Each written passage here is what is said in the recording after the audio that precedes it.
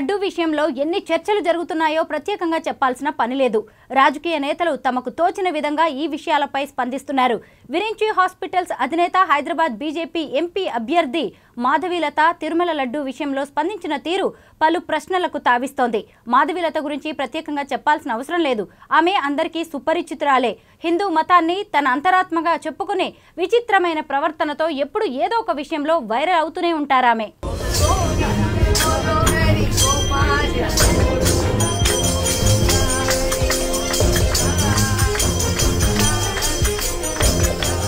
వెంకటేశ్వర స్వామికి జరిగిన అపచారానికి ప్రాయశ్చిత్తమంటూ ఆమె తిరుమలకు పయనమయ్యారు.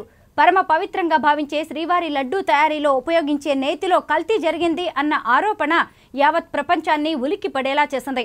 అయితే ఈ విషయానికి రాజకీయ రంగు పులిమి లేనిపోని సమస్యలు తలెత్తేలా చేస్తున్నారని రాజకీయ నేతలపై సామాన్యులు కూడా ఆగ్రహం వ్యక్తం చేస్తున్నారు. మరీ ముఖ్యంగా మాధవీలత ప్రవర్తన అదే విధంగా ఉందని భక్తులు ఆరోపిస్తున్నారు.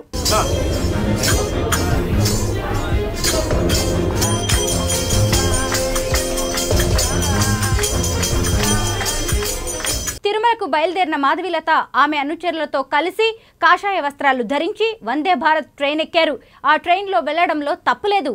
ట్రైన్లో ఆమె చేసిన పని ఖచ్చితంగా ప్రశ్నించే విధంగానే ఉందని పలువురు అంటున్నారు. గోవిందనామ సంకీర్తన చేస్తూ భజన కార్యక్రమం నిర్వహిస్తూ ట్రైన్లో మాధవీలత సృష్టించిన హడావిడి అంతా ఇంత కాదు. పబ్లిక్ ట్రాన్స్పోర్ట్లో ట్రైన్లో అన్ని మతాలకు సంబంధించిన వ్యక్తులు ప్రయాణిస్తారని, అలాంటి సమయంలో ఇటువంటి పనులు చేయడం ప్రస్తుతం ఉన్న సున్నిత పరిస్థితుల్లో ఎంతవరకు కరెక్ట్ అని ప్రజలు ప్రశ్నిస్తున్నారు.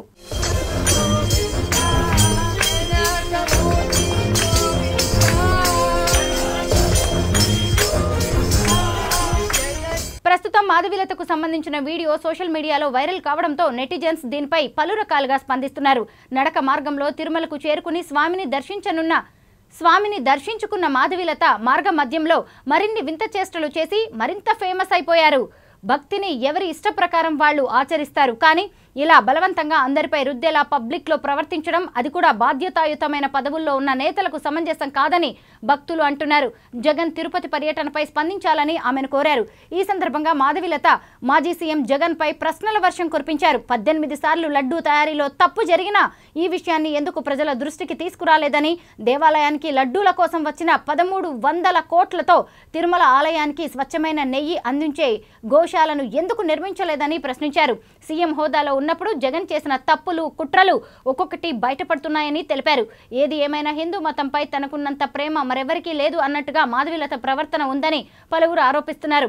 కావాలనే భక్తి పేరుతో హడావిడి చేస్తున్నారని ఆగ్రహం వ్యక్తం చేశారు.